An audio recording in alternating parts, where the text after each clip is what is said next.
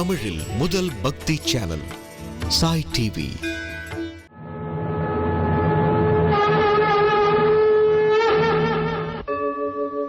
यदा यदा हि धर्मस्य ग्लानिर्भवति भारत अभ्युत्थानम् अधर्मस्य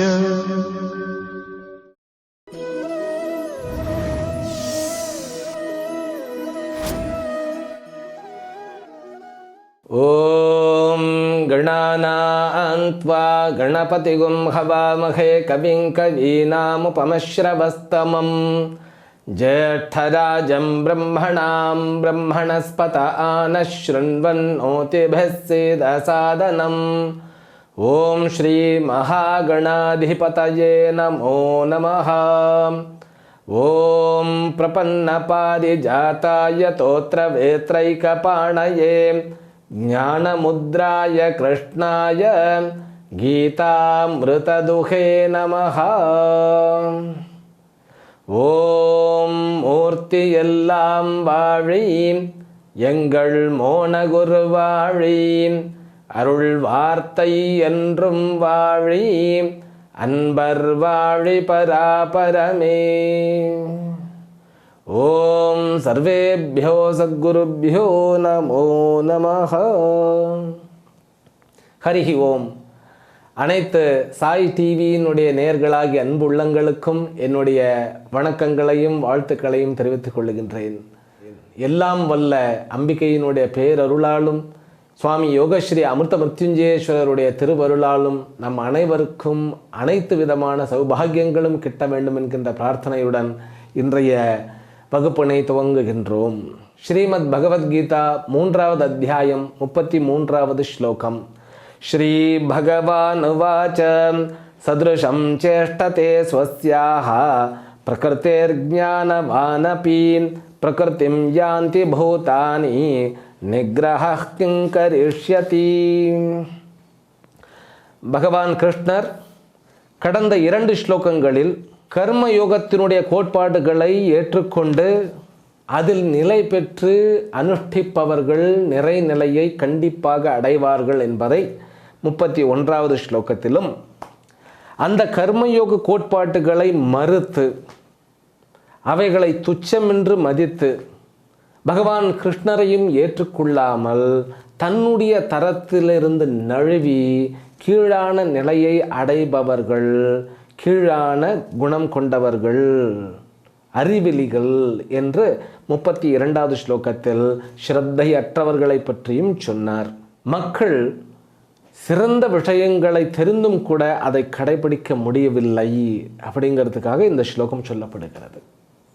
இந்த ஸ்லோகம் ஒரு பெக்யூலியரான விசேஷமான ஸ்லோகம். இதில் நிறைய விஷயங்களுக்கு பதில் அளிக்கப்பட்டிருக்கிறது. அதாவது ஒரு ஞானி, அந்த ஞானி துறவரம் மேற்கொள்கிறார். துறவரம் மேற்கொண்டு துறவி ஆனதுக்கு பிறகு அவர் பல்வேறு விதமான கல்லூரி ஸ்தாபனங்கள் அல்லது தொழிற்சாலைகள், அன்னச்சத்திரங்கள், சேவை மையங்கள், இப்படி நிறைய அவர் ஸ்தாபனம் பண்ணுகிறார்.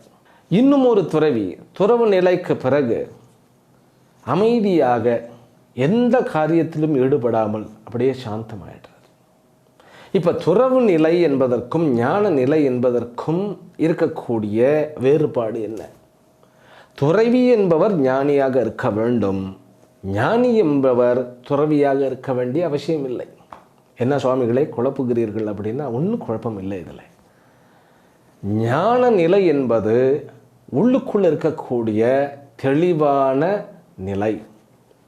இந்த நிலையுடன் நீங்கள் கிரகஸ்தனாகவும் பயணிக்கலாம், துறவரம் மேற்கொண்டு துறவியாகவும் வாழ்க்கையில் பயணிக்கலாம். அவ்வளவுதான். அப்போது துறவியாக இருப்பவர்கள் கண்டிப்பாக ஞானியாக இருக்க வேண்டியது அவசியமாகிறது. அப்போ தான் அந்த துறவு நிலை என்பது கைகூடும். துறவியாக மாறிய பிறகு தனக்கோ பிறருக்கோ துன்பத்தை விளைவிக்காமல் அந்த ஜீவனானது நிறைநிலையில் வாழ முடியும். ஆனால் கிரகஸ்தனாக இருக்க வேண்டியது ஞானியாக இருந்தாக வேண்டிய அவசியம் கிடையாது. ஞானியாக இருந்தால் அவர் கண்டிப்பாக நிறைய நிலையை அடைந்தே தீருவார். இதுதான் வித்தியாசம். இதை இன்னும் கொஞ்சம் நன்றாக நாம் புரிந்து கொள்ள வேண்டும் என்றால் நம்ம முதல்ல இருந்து வர வேண்டும். என்ன முதலிலிருந்து வர வேண்டும் அப்படின்னா இந்த ஸ்லோகத்திலேயே சொல்லப்பட்டிருக்கிறது. அதாவது இறைவனை ஏற்றுக்கொள்ளாத மனம், நல்ல பழக்க வழக்கங்களை ஏற்றுக்கொள்ளாத மனம், சிறந்த விஷயங்களை ஒரு சிறந்த விஷயங்களாக நினைத்து பார்க்க முடியாத புத்தி, இவைகள் ஏன் வருகின்றன? மக்களில் துரியோதனனையே எடுத்துப்போமே. துரியோதனன் ஒரு இடத்துல சொல்றார், தர்மம் ஜானாமி நமே பிரவருத்திகி, அதர்மம் ஜானாமி நமே நிவர்த்திகி. அந்த சென்டென்ஸ் வேறு மாதிரி வருகிறது, இருந்தாலும் நமக்கு சிம்பிளாக புரியணுங்கிறதுக்காக நான் கொஞ்சம் ரீஅரேஞ்ச் பண்ணிட்டேன். அதாவது எனக்கு தர்மம் தெரியும், ஆனால் அதில் என்னால் பிரவேசிக்க முடியலை. அதர்மம் என்றாலும் என்னென்னு எனக்கு தெரியும், ஆனால் அதிலிருந்து என்னால் விடுபடுத்தி கொள்ள முடியவில்லை. அப்போது ஞானம் இல்லாமல் இல்லை. துரியோதனன் அறிவிலி அல்ல. எந்த இடத்திலும் நாட்டு மக்கள் புரட்சி என்பதை செய்து அவனுடைய ஆட்சியை கவிழ்க்க வேண்டும் என்பதெல்லாம் அப்பெல்லாம் இல்லை. அப்போ அனைத்து நாட்டு மக்களும் மூடர்களாக இருந்தார்களா என்றால் அதுவும் அல்ல.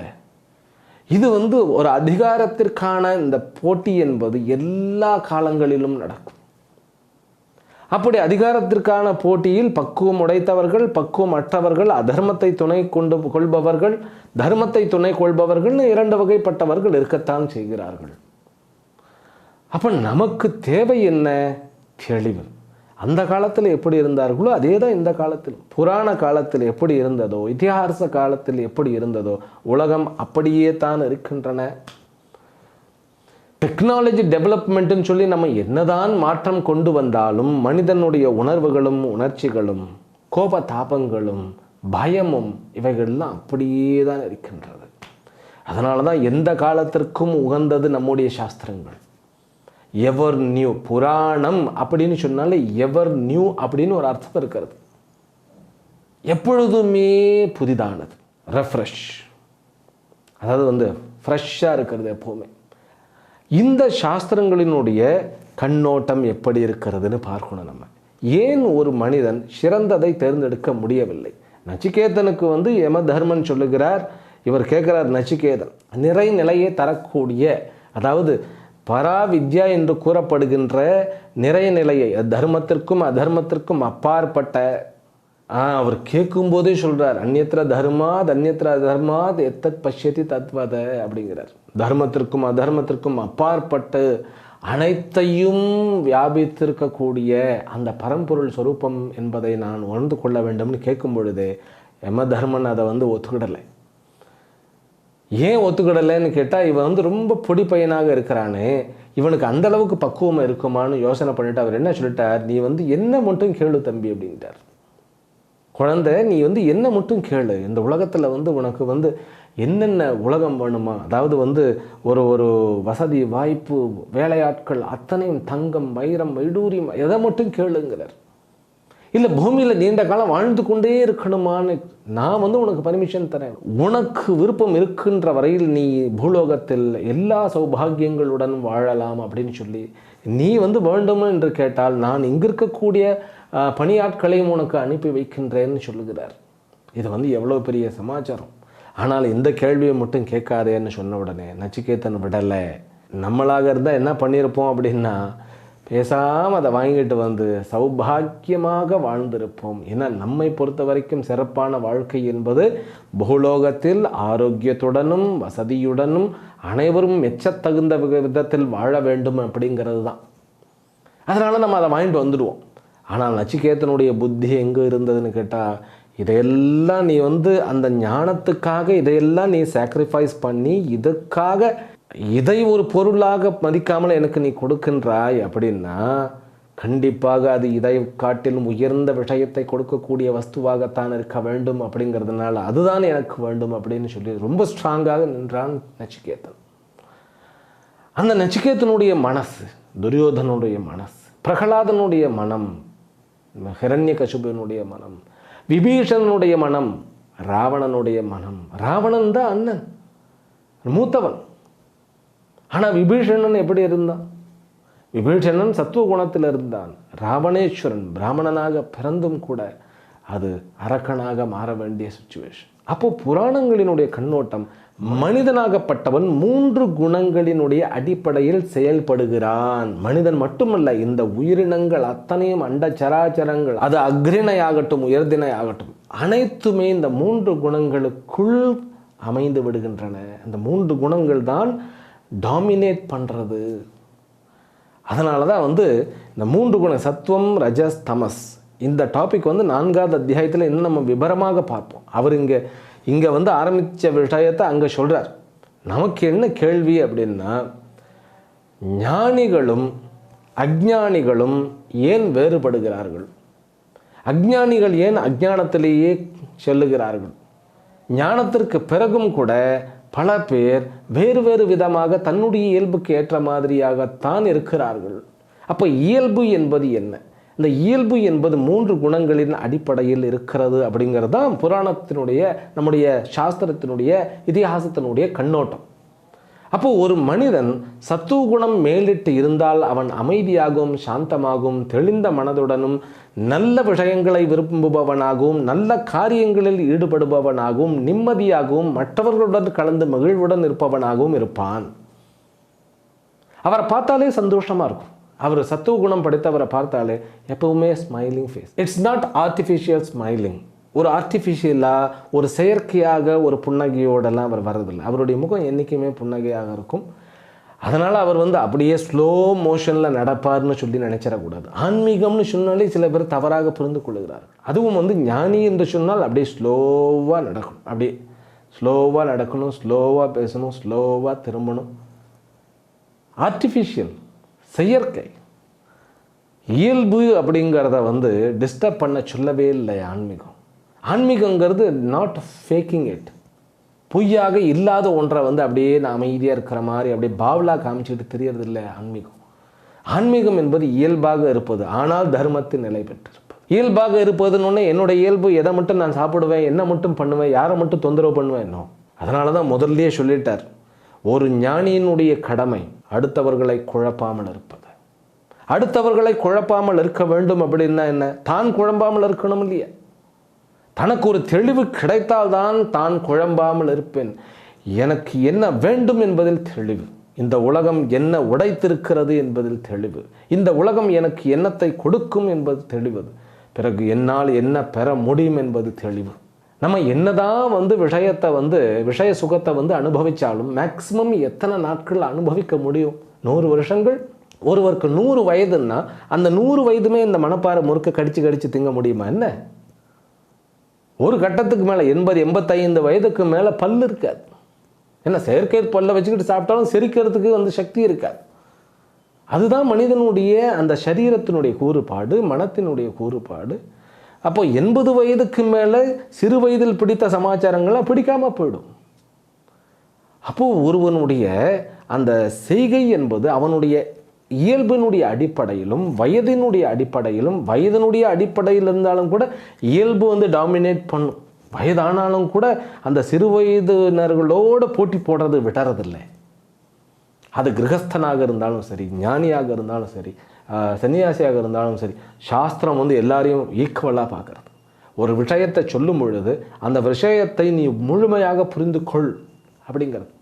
அப்போ தெளிவு என்பது எங்கிருந்து ஆரம்பிக்க வேண்டும் அப்படின்னா, என்னிடத்தில் என்ன இருக்கிறது, எனக்கு என்ன தேவை, எனக்கு உண்மையில் என்ன தேவை, என்னுடைய மனதிற்கு ஆசையாக என்ன தேவை, இதில் தெளிவு இருக்கணும். அப்போ இயல்பு அப்படிங்கிறது என்ன? ஒருவனுடைய நடவடிக்கை, ஒருவனுடைய உள்கட்டமைப்பு, ஒருவனுடைய உள்ளே தன்னுடைய அனுபவமாக அவர் அனுபவிக்கக்கூடிய அனுபவம், இது எல்லாம் ஒட்டுமொத்தமாக சேர்ந்து ஒருவனுடைய இயல்புன்னு சொல்கிறோம். அந்த இயல்பு என்பது 3 விதமாக, அதாவது அந்த 3 குணங்களின் மூலமாக வெளிப்படுகிறது அப்படிங்கிறது தான் சாஸ்திரத்தினுடைய செய்தி. இப்போ இந்த விஷயத்தை இந்த ஸ்லோகத்தை ஆரம்பிக்கும் போதே நான் வேறு மாதிரி ஆரம்பிச்சிருக்கேன் நான் உங்களுக்கு. ஏன்னா நல்லா புரியணும். இதில் நிறைய சமாச்சாரங்கள்லாம் நமக்கு விளங்க ஆரம்பிச்சிடும். ஏன்னா எதை பார்த்தாலும் கமெண்ட் அடிக்கிற மனம், எல்லாத்துலேயுமே கமெண்ட் அடிக்கிற புத்தி.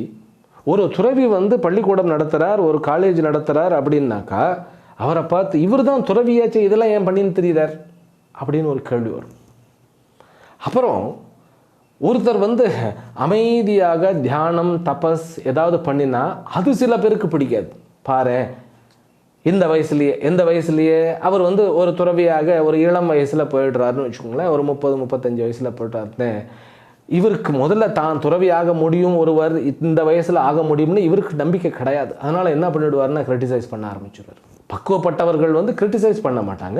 பக்குவப்பட்டவர்கள் வந்து என்ன நினைப்பார்கள்னு கேட்டால், இந்த வயசுலேயே இப்படி வந்துட்டாரு, உலக சுகங்கள்லாம் இழந்து போயிட்டாரு அப்படின்னு ஒரு மாதிரியான பரிதாபமாக பார்க்குறதும். அப்புறம் வந்து இதெல்லாம் யூஸ்லெஸ், உலகத்துக்கு சேவை பண்ண வேண்டாமா, அமைதியாக போய் தண்டமாக, இப்படியே யூஸ்லெஸ். அவர்களை பொறுத்த வரைக்கும் உலகத்தில் ஏதாவது செய்யணும், உலகத்துக்காக சேவை பண்ணணும், உலகத்துக்காக சர்வீஸ் பண்ணணும். அமைதியாக உட்காந்துக்கிட்டு சாப்பிட்டுக்கிட்டு எப்போ பார்த்தாலும் கண்ணை மூடி உட்காந்துக்கிட்டு ஸோ ஜெகத் ஹிதாயச்ச, உலகத்துக்கு நன்மை புரிய வேண்டாமா, இப்படி ஒரு கமெண்ட்ஸ். ஆனால் அந்த துறவி, அந்த ஞானி என்பவர் கமெண்ட்ஸுக்கு அப்பாற்பட்டவர். இவருடைய கமெண்ட்ஸுக்கெல்லாம் அவர் வந்து ஒரு மதிப்பு கொடுத்துருந்தா அவர் அந்த நிலையில் இருக்கவே முடியாது, அது வேறு சமாச்சாரம். ஆனாலும் கூட ஞான நிலை என்பது என்ன, ஞான நிலையில் இயல்பினுடைய பங்கமைப்பு என்பது என்ன, இந்த விஷயத்தெல்லாம் புரிந்து கொண்டால்தான் நம்முடைய சனாதன தர்மமானது குழம்பவோ இடம் கொடுப்பதில்லை. ஒரு விஷயத்தை சொல்லும்போது இந்த ஞான நிலை விவகாரத்தில் எப்படி இருக்க வேண்டும் மிகவும் தெளிவாக கொடுக்கப்பட்டிருக்கு. சாதாரண மனிதனுக்கும் ஞானிக்கும் இடையில் வேறுபாடு, கருத்து வேறுபாடு என்பது கிடையாது. சாதாரண மனிதன் எதை புரிந்து கொள்ள வேண்டும், ஞானி எதை புரிந்து கொண்டு இருப்பார் அப்படின்னு சொல்லி ரொம்ப தெளிவாக நமக்கு விளக்கி காட்டுகிறது. அப்போ ஞானி இஸ் அன்ஃபிட் ஃபார் சொசைட்டி அப்படின்னு இப்போ ஒரு கான்செப்ட் வந்துருச்சு. Gnanis R unfit for society. சொசைட்டினுடைய அந்த உயர்ந்த ஸ்தானங்கள் என்பது ஞானி. இங்கே வந்து துறவோ அல்லது கிரகஸ்தனோ பேச்சு கிடையாது. ஞானி என்பவர் உள்ளே தெளிந்த அறிவை உடையவர், அதை பற்றி தான் இங்கே பேசப்படுகிறது. அதனால தான் விஸ்வாமித்திரர் ஞானி, பீஷ்மர் ஞானி, கிருஷ்ணன் ஞானி. பாருங்களேன். அப்புறம் என்ன, அந்த காலத்தில் இருந்த ரிஷிகள் எல்லாம் ஞானிகள். சுவாமி விவேகானந்த சன்னியாசி ஞானி, ஆதிசங்கர சன்னியாசி ஞானி, ராமானுஜன் ஞானி. அப்போது இது என்ன சொசைட்டி வந்து நம்மளை குழப்புற மாதிரி வைத்திருக்காருன்னா அதில் ஒரு குழப்பம் இல்லை. நீ சன்னியாசி ஆகாதது உன்னுடைய பர்சனல். சன்னியாசம் அப்படின்னு நான் எடுத்துக்கிட்டேன்னா எனக்கு டைம் எனக்கு கிடைக்கும், அதாவது யாருக்கும் போட்டியாளர் அல்ல அப்படின்னு சொல்லி ஒரு அமைப்பு அது. அதை முதல்ல புரிந்து கொள்ள வேண்டும். ஒரு சன்னியாசிக்கு வந்து சன்னியாசம் எடுத்த பிறகு, அதாவது ஞான நிலை அடைந்த பிறகு தான் சன்னியாசம் எடுக்க வேண்டுமா அப்படின்னா அதற்கும் இந்த 5வது அத்தியாயமானது பதில் சொல்லுகிறது. அதில் 2 வகை சன்னியாசம் இருக்கிறது. வித்வத் சன்னியாசம், விவிதிஷா சன்னியாசம்னு சொல்லி சாஸ்திரம் எந்த அளவுலையும் குழப்பறதில்லை. ஒரு பிரம்மச்சாரி எப்படி இருக்கணும், அவனுக்கு என்னென்ன இருக்கிறது, ஒரு கிரகஸ்தன் எப்படி இருக்க வேண்டும், என்னென்ன விதிவிலக்கு அவனுக்கு இருக்கிறது, அதே போல் ஒரு வானப்பிரஸ்தன் என்னென்ன எப்படி இருக்க வேண்டும், விதிவிலக்கு இருக்கிறது. சந்நியாசம் என்பது என்ன, சந்நியாசம் என்பது துறவு அப்படின்னா தற்காலிகமாக தன்னுடைய கடமைகளை விட்டு விலகுவது. அது படிப்பிற்காக, சாஸ்திர பட்டணத்திற்காக, நான் நிறைநிலையை அடைய வேண்டும், அதற்கு என்று ஒரு குருவை நாடி நான் படிக்க வேண்டும் என்பதற்காக தன்னுடைய இயற்கையில் ஏற்பட்ட கடமைகளை விட்டு போய் சந்நியாசம் எடுத்துக்கொண்டு படிப்பார். இது விவிதிஷா சந்நியாசம், ஞானத்திற்கான சந்நியாசம். பிறகு என்ன, இன்னொருவர் சந்நியாசமெல்லாம் எடுத்துக்கிறது, முதல்ல நல்லா படிக்கிறார், சாஸ்திரம் என்ன சொல்லுகிறது, சாஸ்திரம் எல்லாத்துலேயுமே தெளிவை சொல்லுகிறது. அப்போ நான் வந்து சாஸ்திரம் படித்து முடிச்சுட்டு சன்னியாசமும் எடுத்துக்கலாம், கிரகஸ்தனாகவும் கண்டினியூ பண்ணலாம் அப்படிங்கிற சாய்ஸ் இருக்குது. அப்போ அவர் என்ன பண்ணுவார், இதை எடுத்தால் எப்படி இருக்கும், எடுத்தால் எப்படி இருக்கலாம் அப்படிங்கிறது தன்னுடைய இயல்பினுடைய அடிப்படையில் அவர் முடிவு எடுப்பார். அப்போது ஒருத்தர் எல்லாத்தாராக கண்டினியூ பண்ணலாம், இல்லையா துறவரத்தில் கண்டினியூ பண்ணலாம். இப்படிப்பட்ட ஒரு ஆப்ஷன் நம்ம சமுதாயத்தில் இருக்கிறது. ஆனால் உங்களுக்கு நான் ஒரு இன்சிடென்ட் சொல்ல போகிறேன். என்னுடைய வாழ்க்கையில் வந்து எங்களுடைய குருமார்களிடம் நாங்கள் படித்து கொண்டிருக்கும் பொழுது ஒரு இளைஞர் வந்தார். அவர் வந்து ஒரு IAS ஆஃபீஸராக இருந்து வேலையை விட்டுட்டு வந்தார். அவருக்கு வந்து சுவாமி விவேகானந்தர் மேலே அவ்வளோ ஒரு அபரிமிதமான ஒரு அன்பு, மரியாதை. அவரை போன்று நாமும் வேதாந்தங்களை கற்றுக்கொண்டு உலகத்திற்கு மிகப்பெரிய அளவில் ஈடுபட்டு சேவைகள் செய்ய வேண்டும் அப்படிங்கிற ஒரு உத்வேகத்தோடு வந்து பகவத்கீதை, உபநிஷத்துக்கள் இப்படியெல்லாம் படிக்க ஆரம்பித்தார். அவருடைய அந்த பேட்சில் இன்னும் ஒரு மாணவர், அவர் வந்து ஒரு தியானம் செய்கின்ற ஒரு ஆசிரமத்திலிருந்து கார்த்தாலிருந்து சாயங்காலம் வரைக்கும் தியானம் தான். சாப்பிட வேண்டியது தியானம் செய்ய வேண்டியது, சாப்பிட வேண்டியது தியானம் செய்ய வேண்டியது, தியானம்தான் அவருடைய ஆன்மீக சாதனை. அவரும் வந்து சேர்ந்துட்டார்.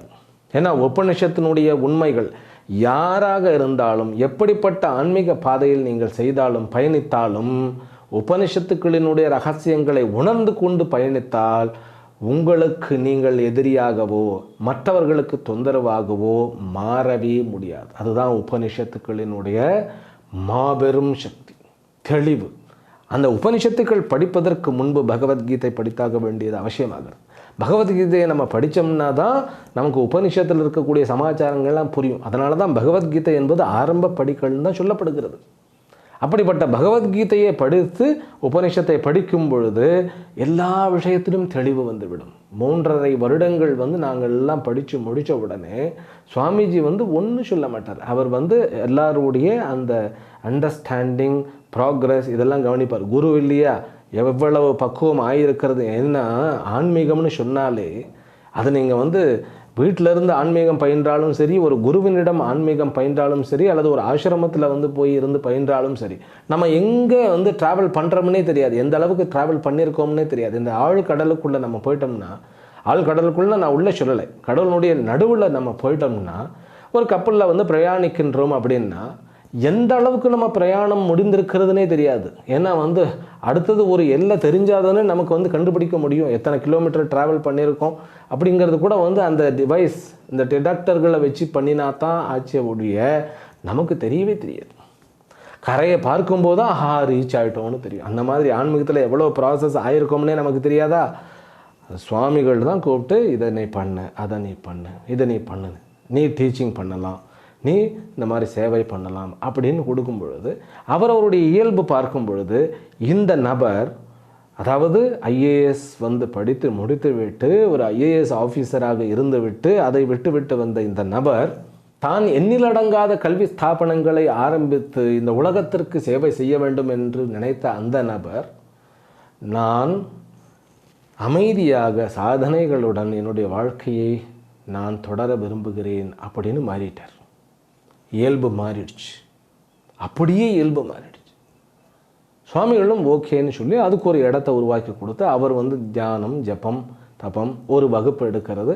அந்த வகுப்பும் கூட மற்றவர்களுக்கு என்னால் சொல்ல முடியும் அப்படிங்கிறது இல்லை, தனக்கு நிதித்தியாசனம், தான் அந்த விஷயங்களை சொல்லி கொடுக்கும் பொழுது அந்த விஷயங்களில் மேலும் ஆழ்ந்த தன்மை நமக்கு கிடைக்கும், தெளிவான சிந்தனையானது ஏற்படும் என்பதற்காக அவர் சொல்லிக் கொடுக்க ஆரம்பித்து அதை அவர் பண்ணி கொண்டு இருக்கிறார். அந்த இன்னொரு நபர் தியானம் தியானம் தியானம்னு சொல்லி கொண்டே இருந்தார் இல்லையா, அவர் பண்ணி கொண்டே இருந்தார் இல்லையா, ஒரு வகுப்பு முடிந்தால் கங்கையோரம் உட்காந்துக்கிட்டு தியானம் பண்ணி கொண்டே இருப்பார். அவருடைய இயல்பு இந்த உபனிஷத்துக்களினுடைய உண்மைகள் புரிய புரிய புரிய என்ன ஆயிடுதுன்னு கேட்டால், ஞானத்திற்கு பிறகு அவர் கல்வி ஸ்தாபனங்கள்லாம் நிறுவுவதற்குண்டான ஒரு உத்வேகம் வந்துடுச்சு அவருக்கு. அவர் பெரிய லெவலில் கல்வி ஸ்தாபனங்களை உற்பத்தி செய்து கிட்டத்தட்ட ஒரு 20-25 கல்வி ஸ்தாபனங்கள், அதாவது வந்து நம்ம ஸ்கூல்ஸ்ன்னு சொல்லுவோமே, கல்லூரிகள், ஸ்கூல்ஸ் அப்படின்லாம் ஆரம்பித்து, அது மட்டும் இல்லாமல் பெரிய ஒரு கோயிலை கட்டி அந்த கோயிலுடைய நிர்வாகத்தை சிறமேற்கொண்டு தனியாக ஒரு டிவி சேனலை ஆரம்பித்து அதையும் வந்து செய்து கொண்டு எவ்வளவு அழகாக இந்த நிர்வாகத்தை செய்யணுமோ அவர் செய்து கொண்டு இருக்கிறார். அற்புதமாக ஆச்சரியமாக இருக்கிறது. நம்மோட படித்தவரா இப்படின்னு நமக்கே தெரிகிறது. இப்போ இதை நம்ம என்ன சொல்கிறது? அதைத்தான் இதற்கு சாஸ்திரம் பதில் சொல்லுகிறது. அதற்கு பெயர் பரேச்சா பிராரப்தம். பரேச்சா பிராரப்தம் அப்படின்னாக்கா இவருடைய அந்த ஞான நிலையானது இவருக்கு பூரணத்துவத்தை தந்து விட்டது. அந்த பூரணத்துவம் என்பது அவர் இனிமேல் பூரணத்துவத்திற்காக அவர் வேலை செய்ய வேண்டிய அவசியமே கிடையாது. அவர் அந்த பூரணத்துவத்திலேயே நிலைத்திருக்கலாம். ஆனால் அவரை வைத்து இந்த சமுதாயத்தில் நடக்க வேண்டிய காரியங்களை, தர்ம காரியங்களை இயக்குகிறது ஈஸ்வரனுடைய அந்த சக்தியானது. அதனால தான் பரேச்சா பிராரப்தம். பரேச்சான்னாக்கா அடுத்த, அதாவது அவரை சுற்றிலும் இருக்கக்கூடிய அந்த சமுதாயத்தினருடைய புண்ணிய பலனாக அவருடைய செயல்கள் ஏற்படும். இன்னொருவர் மற்றொருவர் என்ன, அவருடையது அப்படியே மாறிடுச்சு. அதுதான் ஞானத்திற்கு பிறகு நம்முடைய இயல்பானது மாறுகிறதா அப்படின்னாக்கா, உண்மையான இயல்பானது அது நமக்கு புரிய ஆரம்பிக்கிறது. அதில் நாம் சிரமேற்கொண்டு செய்கின்றோம். அந்த இயல்பு மாறவும் செய்யலாம். அது ஈஸ்வரனுடைய சங்கல்பத்தில்னு சொல்லி அங்கே ஒரு வார்த்தை சொல்லப்படுகிறது.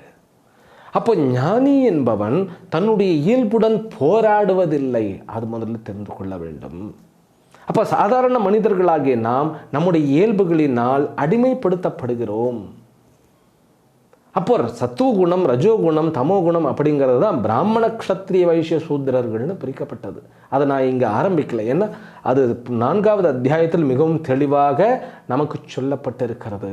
அப்போ ஞானி என்பவர்கள் தன்னுடைய இயல்புக்கு ஏற்றவாறு செய்கிறார்கள் அப்படின்னாக்கா, அந்த இயல்பு என்பது அவர்களை அடிமைப்படுத்தாமல், அவர்கள் தன்னுடைய இயல்பின் அடிமையாக இல்லாமல் சுதந்திர புருஷர்களாக, பூரணத்திற்காக அல்லாமல் பூரணத்துவத்துடன் தன்னுடைய வேலையை ஆனந்தமாக செய்வார்கள். அவர் நான் சும்மாவே உட்கார்ந்துட்டு இருக்கேனே, தியானத்திலேயே உட்கார்ந்துருக்கிறேனேன்னு அவருக்கு போர் அடிக்காது. இவர் அப்படியே கார்த்தாலேருந்து சாயங்காலம் வரைக்கும், அதாவது நைட்டு வரைக்கும் ஒரே கர்மம், எல்லா அட்மினிஸ்ட்ரேஷன் அக்கடான்னு ஒரு இடத்துல உட்கார முடியாது. அதனால் இவருக்கு அப்படியே ஸ்ட்ரெஸ் ஆகி அப்படியே தன்னுடைய ஆரோக்கியத்தெல்லாம் இழக்கிறதும் கிடையாது. இது இவருக்கு மீன் குஞ்சு தண்ணீரில் இருப்பது போன்று இவர் அந்த கர்மத்தில் ஈடுபட்டு கொண்டிருப்பார். அவர் தியானத்தில் தன்னுடைய சாதனையில் அதே மீன் குஞ்சு தண்ணீரில் இருப்பது போன்று சகஜமாக 2 பேரும் இருப்பார்கள். அதுதான் ரகசியம். அப்போ தன்னுடைய இயல்பு என்பதை நம்ம நிச்சயிக்கவே முடியாது. நீ சாஸ்திரத்தை படி, உனக்கு புரியும். தர்மம் தெரிந்த பிறகு ஒரு உத்வேகம் வரும். இது மேல் லெவல். அதாவது நான் சொன்னது ஞானத்திற்கு பிறகு ஏற்படக்கூடிய மாற்றங்கள் ஒருவனுடைய வாழ்க்கையில். அதனால தான் சுவாமி விவேகானந்தர் அனைவருமே இந்த ஞானத்தை கற்றுக்கொள்ள வேண்டும் அப்படின்னார். ஒரு மீனவனும் கூட இந்த ஞானத்துடன் இருந்தால் அவன் சராசரியான சிறந்த ஒரு மனிதனாக, இந்த இயற்கையின் ஒரு அங்கமாக, இயற்கையினுடைய உத்வேகமாக, உண்மையான மீனவனாக இருப்பான் அப்படின்னார். அப்போது ஒரு சமுதாயத்தை நம்ம பணக்காரர்களாக உருவாக்க வேண்டும் அப்படிங்கிறதெல்லாம் அது ஒரு பக்கம். ஆனால் முழுமையானவர்களாக அவர்கள் எங்கிருந்தாலும் சரி, அவர்கள் பூரணத்துவத்துடன் கூடியவர்களாக, குறையற்றவர்களாக, நிறையுடன் இருப்பவர்களாக, அமைதியுடன் சமுதாயத்திற்கு பங்களிப்பவர்களாக, அமைதிக்காக போராடுபவர்களாக அல்லாமல் அமைதியுடன் ஆனந்தத்துடன் இருப்பவர்களாக மாற்றக்கூடிய அந்த ஒரு கல்விதான் இந்த கல்வி திட்டம். அதனால தான் இந்த இயல்பு என்பது சரியாக புரிந்து கொள்ளப்பட வேண்டும். அப்போது ஞானி என்பவர் இந்த இயல்புக்கு அடிமையாக அல்லாமல் தன்னுடைய ஈஸ்வரனுடைய கட்டளையாக செய்து கொண்டு போகிறார். ஆனால் அஞ்ஞானி என்பவன் தன்னுடைய இயல்புக்கு ஏற்றவாறு தன்னை மாற்றி அமைத்து கொள்ள வேண்டியது அவசியமாகிறது. அதனால தான் அர்ஜுனனுக்கு சொல்கிறார், நீ துறவரம் மேற்கொண்டு அமைதியாக வாழ்க்கையை கழிக்கணும்னு சொன்னேன். இந்த 12 வருடங்கள் என்ன பண்ணி கொண்டு இருந்தாய் நீ அப்படின்னு கேட்குறார். என்னப்பா பண்ணிட்டு இருந்த? 12 வருஷம் இந்த காட்டில் தனியாக தானே இருந்த. ஜப்பம் தப்பம் அழகாக பண்ணியிருக்கலாமோ இல்லையோ. அந்த 12 வருடங்களும் எப்படியாவது இந்த துரியோதனனை எதிர்கொண்டு போராடணும்னு சொல்லி முன்ன நீ ப்ரிப்பேர் இல்லப்பா பண்ணிட்டு இருந்த. நீ தூங்கினதே கம்மியாச்சு. உன்னோட இயல்பு சண்டை போடுவது. நீ தவறாக முடிவெடுத்து விடாது. ஏனென்றால் ஒருவனுக்கு தன்னுடைய இயல்பு என்ன என்பது பிடிபடாமல் இருக்குமாகில் அவர் தவறான முடிவை எடுக்கின்றார். நம்மளே பார்க்கலாம், சில பேரெல்லாம் அமைதியாக உட்கார்ந்துக்கிட்டு எல்லாம் இருக்கவே முடியாது. அவர் ஓடிக்கிட்டே இருப்பார். இதில் வேற ஜாதகத்தில் ராகு மகாதசை போயிடுச்சுன்னாக்கா கேட்கவே வேண்டாம். அவருக்கு அந்த ஓடக்கூடிய, அதாவது ஒரு இடத்தில் தங்காமல் பல இடத்திற்கு செல்லக்கூடிய அந்த தொழில் அவருக்கு அமைத்து கொடுத்தால் அவர் இன்னும் சக்ஸஸாக பண்ணிடுவார். சில பேர் எங்கேயாவது போப்பா அப்படின்னாக்கா வண்டி நகரத்துக்கே 1/2 மணி நேரம் ஆகும். அப்படிப்பட்டவர்களுக்கு ஒரு இடத்துல உட்கார்ந்து செய்யக்கூடிய வேலைகளை கொடுத்தோம்னா அமைதியாக ஆனந்தமாக செய்து கொண்டு இருப்பார்கள். இது ஆரம்ப நிலையில். ஏன்னு சொன்னால் இதில் சோம்பலாக இருக்கக்கூடிய இயல்பு இருக்குது. அதுக்கு பேர் தமோ குணம்னு சொல்கிறது. இந்த குணங்கள் அப்படிங்கிறதையும் நம்ம கொஞ்சம் தெரிந்து கொண்டு நம்ம மேலும் இந்த விஷயத்தை இன்னும் கொஞ்சம் தெளிவாக புரிந்து கொள்வோம். அதற்கு எல்லாம் வல்ல இறைவன் பேருதவியும் அனுகிரகம் செய்வார் என்று கூறி அடுத்த வகுப்பில் நாம் தொடர்வோம். ஹரிஹி ஓம். சாய் டிவி நிகழ்ச்சிகள் உங்களுக்கு பிடிச்சிருக்கா? லைக் பண்ணுங்க, ஷேர் பண்ணுங்க, கமெண்ட்ஸ் பண்ணுங்க, சப்ஸ்கிரைப் பண்ணுங்க. பக்கத்தில் இருக்கிற பெல் சிம்பலை பிரஸ் பண்ணுங்க.